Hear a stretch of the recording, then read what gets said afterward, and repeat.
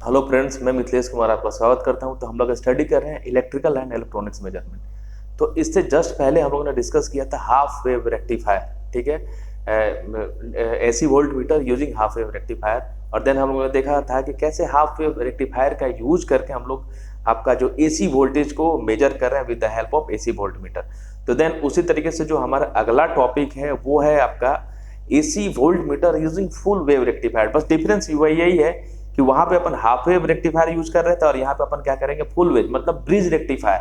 मतलब full wave को हम लोग बोल सकते हैं कि इसको ब्रिज रेक्टिफायर, ठीक है। सेम वही चीज कि सबसे पहले अगर हम लोग बात करें तो गैल्वेनोमीटर की हम लोग बात करें तो आप देखिए कि गैल्वेनोमीटर का मेन काम क्या है कि आपको वोल्टेज को मेजर करना है, लेकिन कौन सा वोल्टेज मेजर करना है, डीसी वोल्टेज को मेजर करना है, ठीक है।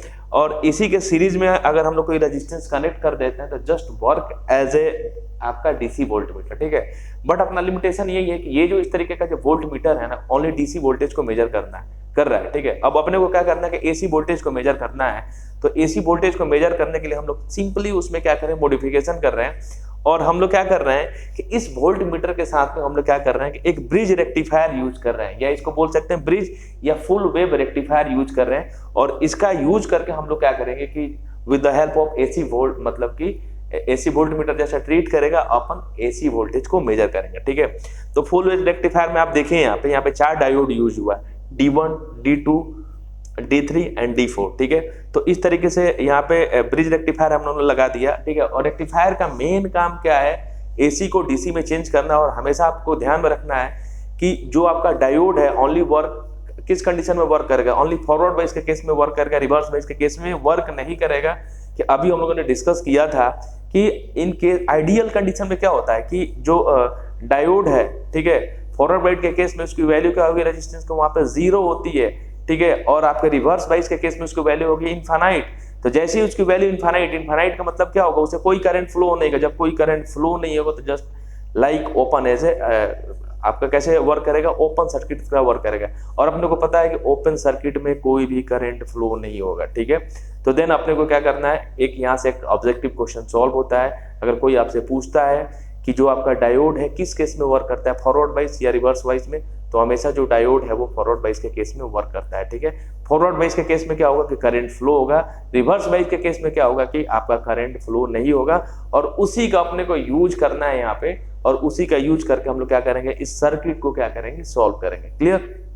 तो देखिए यहाँ पे सिंपल, यहाँ पे हम लोगों ने लिखा कि if a full wave rectifier is connected to the DC voltmeter, ठीक है। यहां तक हम लोग बात करें तो ये आपका डीसी वोल्ट मीटर है। इस गैल्वेनोमीटर के सामने हमने क्या कर दिया, एक रेजिस्टेंस कनेक्ट कर दिया सीरीज में। तो ये क्या बन गया, ये वोल्ट मीटर बन गया, डीसी वोल्ट मीटर, ठीक है। अब हम लोगों ने इसी के साथ में आपका क्या कर दिया, ये आपका फुल वेव रेक्टिफायर है, इसी को ऐड कर दिया, ठीक है। और देन हम लोग क्या कर रहे हैं, कैलकुलेट कर रहे हैं आपका, ठीक है। If a full wave rectifier is connected, इस फुल वेव रेक्टिफायर को हम लोगों ने क्या किया, इस डीसी वोल्ट मीटर के साथ हम लोगों ने क्या कर दिया, कनेक्ट कर दिया। Then the entire combination together is called AC voltmeter using full wave rectifier, ठीक है। तो हम लोगों ने क्या किया, डीसी वोल्ट मीटर के साथ में एक फुल वेव रेक्टिफायर को ऐड कर दिया। और ये पूरा का पूरा जो इंटायर जो कॉम्बिनेशन है, ठीक है, इंटायर कॉम्बिनेशन है, इसी को हम लोग बोलते हैं AC voltmeter using full wave rectifier, ठीक है। अब सिंपल से इसका ब्लॉक डायग्राम है, इसका सिंपल से हम लोग यहाँ पे ब्लॉक डायग्राम समझने का कोशिश करें। जैसे हम लोगों ने हाफ वेव में किया था, तो ये आपका क्या है, ये आपका इनपुट है, input AC signal, okay, input AC signal, ठीक है। तो हम लोगों ने यहाँ पे क्या किया कि आपका इनपुट एसी सिग्नल दिया, यहाँ पर फुल वेव रेक्टिफायर लगा हुआ है, फुल वेव रेक्टिफायर लगा हुआ है। और ये क्या करेगा कि ये सिंपल एसी को चेंज कर देगा, किसमें, एनालॉग सिग्नल को चेंज कर देगा डिजिटल सिग्नल, मतलब एसी को चेंज कर देगा डीसी में, ठीक है। और इस फुल वेव रेक्टिफायर का आउटपुट कहां जा रहा है, ये डीसी वोल्ट मीटर पे जा रहा है in the form of DC. और डीसी वोल्ट मीटर का मेन काम क्या है कि आपका वोल्टेज को मेजर करना है, डीसी वोल्टेज को, ठीक है। और देन ये मेरे को यहाँ पे मीटर रीड करके दे देगा, मीटर रीडिंग, मतलब कि डीसी वोल्ट मीटर जितना अपने को मेजर करेगा वो अपने को मीटर का रीडिंग अपने को पता चल जाएगा कि डीसी वोल्टेज कितना है, ठीक है। देन हम लोग क्या करते हैं कि इसी का यूज करके हम लोग क्या करते हैं कि इनपुट ऐसे सिग्नल का एनालिसिस करते हैं, जैसा कि अपन हाफ वेव के केस में किए थे वैसे ही अपन फुल वेव के केस में क्या करेंगे। बस अंतर यही है कि हाफ वेव के केस में हाफ वेव रेक्टिफायर एडेड था, यहाँ क्या था फुल वेव रेक्टिफायर हम लोगों ने ऐड कर दिया। क्लियर। तो अब हम लोग बात करते हैं इसका सर्किट के अरेंजमेंट का। तो सिंपल सर्किट का अरेंजमेंट देखिए कि ये आपका एक फुल वेव रेक्टिफायर है, ये आपका डीसी वोल्ट मीटर है, ठीक है, इनको आपस में कंबाइन कर दिया, ठीक है, और यहाँ पे हम लोग आपका सप्लाई दे रहे हैं। इनपुट क्या है आपका, इनपुट की बात करें तो sinusoidal input voltage signal. Clear है, ठीक है। अगर हम लोग बात करते हैं एसी की बात करते हैं, अल्टरनेटिंग की बात करते हैं, तो इसका जो ग्राफ होता है साइनसोइडल, ठीक है, मतलब अल्टरनेट होता है, plus minus plus minus plus minus. आप देखें यहाँ पे कि जो एसी का जो वेवफॉर्म होता है वो होता है प्लस, एक बार प्लस माइनस, ठीक है। तो उसी बेसिस पर हम लोग क्या करेंगे, इसको एनालिसिस करने का कोशिश करेंगे, ठीक है। तो सबसे पहले देखें यहाँ पे फुल वेव रेक्टिफायर के केस में क्या होता है कि 4 डायोड कनेक्टेड है। कितना डायोड कनेक्टेड है, 4 डायोड कनेक्टेड है। और इसी से हम लोग क्या करेंगे, इस वेव फॉर्म का एनालिसिस करेंगे, और फिर से मैं समझा देता हूं कि डायोड ओनली किस केस में वर्क करेगा फॉरवर्ड बायस के केस में। क्लियर। तो अब देखिए यहाँ पे, अब हमने यहाँ पे सप्लाई दिया, जैसे ही हम लोग सप्लाई देंगे यहाँ से आपका जो करंट है वो करंट क्या होगा, आपका करंट फ्लो होगा, ठीक है। जैसे ही करंट यहाँ पे आया, तो आप देखिए यहाँ पे 2 रास्ते हैं, या तो करंट इधर जाए या इधर जाए, ठीक है, करंट इधर जाए। लेकिन ये देखिए इधर वाले करंट के लिए ये क्या हो रहा है, रिवर्स बाइस है। तो रिवर्स बाइस के केस में डायोड वर्क नहीं करता है, तो करंट इधर से नहीं फ्लो होगा, आपका इधर से फ्लो होगा, ठीक है, मतलब D2, ठीक है, D2 से होकर फ्लो करेगा। जैसे ही करंट यहाँ पे आया, इसके फिर 2 रास्ते हैं, या तो ये इधर जाए या तो ये इधर आए, ठीक है। लेकिन आप देखिए कि जैसे ही ये इधर आ रहा है, तो जो D4 है ना, इस करंट के लिए क्या है, रिवर्स बायस है, ठीक है। तो जो करंट है सिंपल आपका यहाँ से फ्लो करेगा, यहाँ से फ्लो करेगा, ठीक है, और देन यहाँ पे आ जाएगा। तो D3 है वो क्या करेगा, इसके लिए फॉरवर्ड बाइस का केस है, और देन करंट यहाँ से होके बाहर निकल जाएगा, ठीक है। देन करंट यहाँ से होकर बाहर निकल। फिर से समझने का कोशिश कीजिए कि जैसे ही हम लोगों ने इनपुट सिग्नल दिया, करंट जो है यहाँ पे आया, ठीक है, और जो डायोड है ओनली फॉरवर्ड बायस के केस में वर्क करता है, नॉट ए रिवर्स बायस। तो जैसे ही करंट आया, यहाँ पे 2 रास्ते हैं, ठीक है। तो ये देखिए इस रास्ते में ये डायोड है, इस करंट के लिए रिवर्स बायस है, ठीक है। तो उस केस में ये कंडक्ट नहीं करेगा, तो देन आपका करंट फ्लो होगा D2 से। देन जैसे ही करंट इस पॉइंट पे आया, फिर से करंट के पास 2 रास्ते हैं, इधर से फ्लो या इधर से फ्लो। अगर करंट इधर से फ्लो होता है तो डायोड D4 है, ये क्या करेगा, इसके लिए रिवर्स बायस है, ठीक है, रिवर्स बायस है, तो करंट आपका इधर से फ्लो करेगा, और देन इधर से फ्लो होगा आपका डायोड D3 से कंडक्ट होकर निकलेगा, देन यहाँ से आपका जो करंट है वो बाहर निकल जाएगा, ठीक है।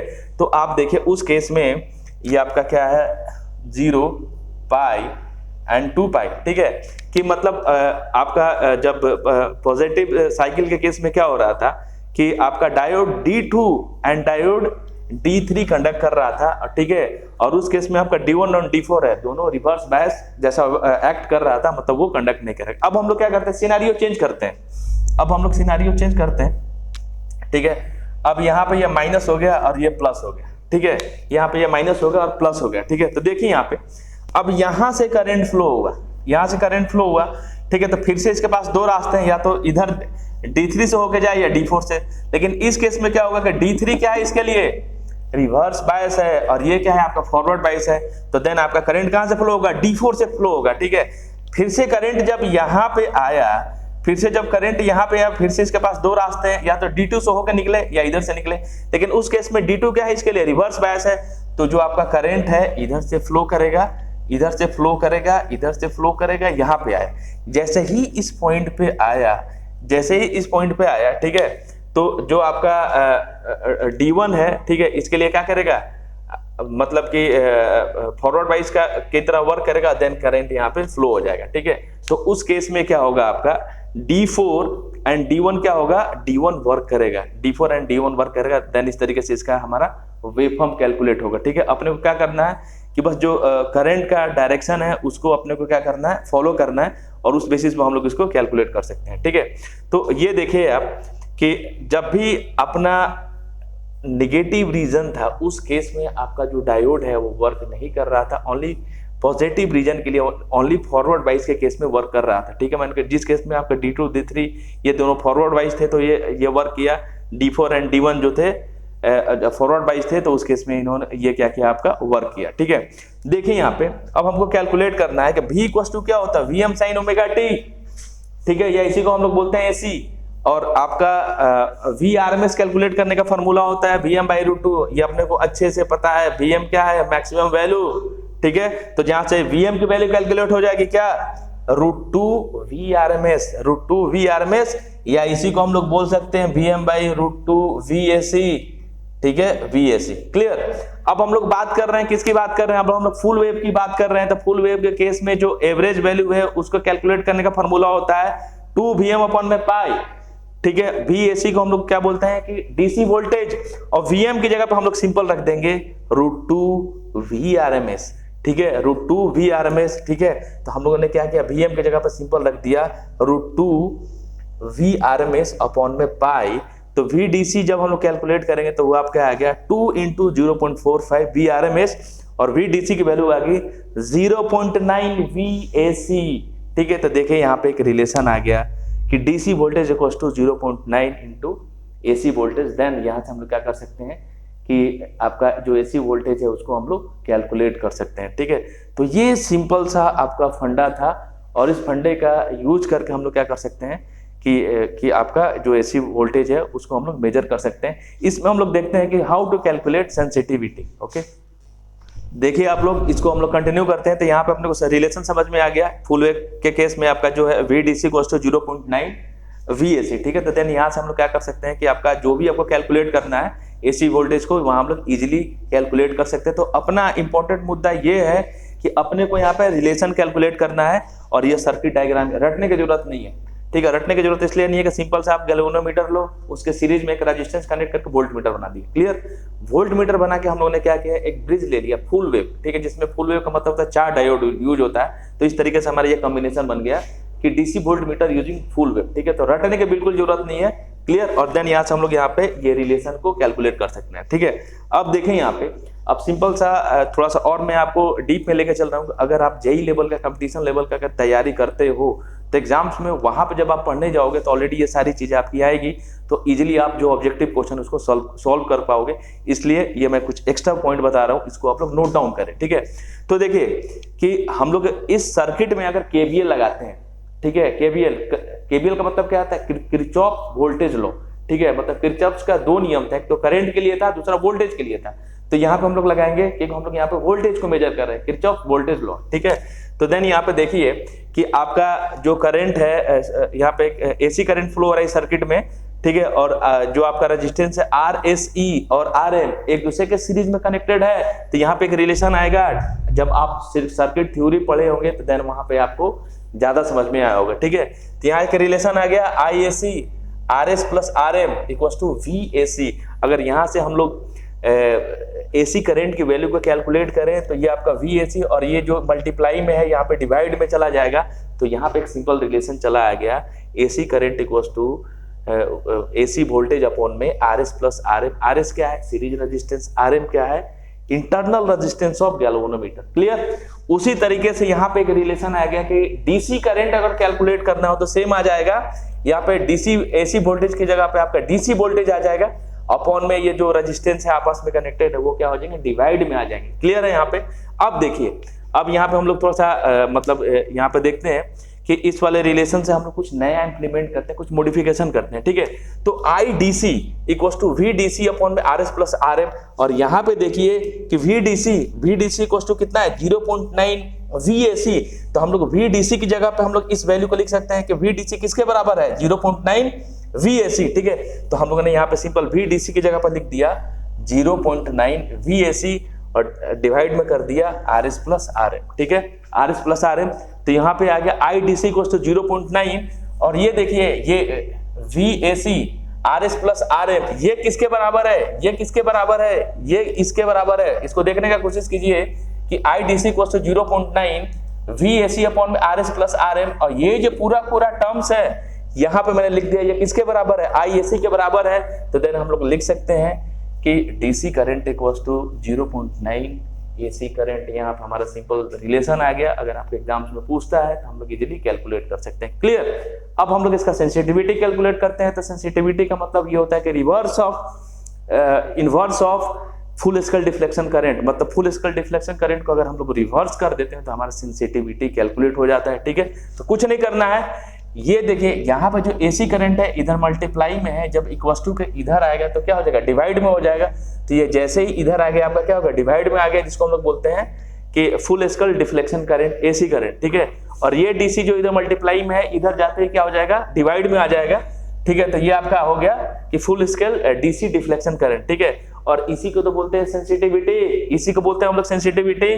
तो देन आपका AC sensitivity full wave rectifier equals to 0.9 sensitivity of DC. यहां से एक रिलेशन आ गया, ऑब्जेक्टिव क्वेश्चन आएगा तो अपन सॉल्व कर सकते हैं। ठीक है, और then reading of full wave rectifier, ये आप किसके बराबर होता है, 1.11 into PMMC meter reading.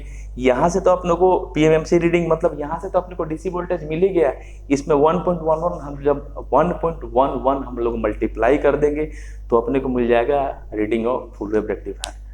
Thank you दोस्तों, आज का टॉपिक यहाँ पे फिनिश होता है, मिलेंगे नेक्स्ट लेक्चर में।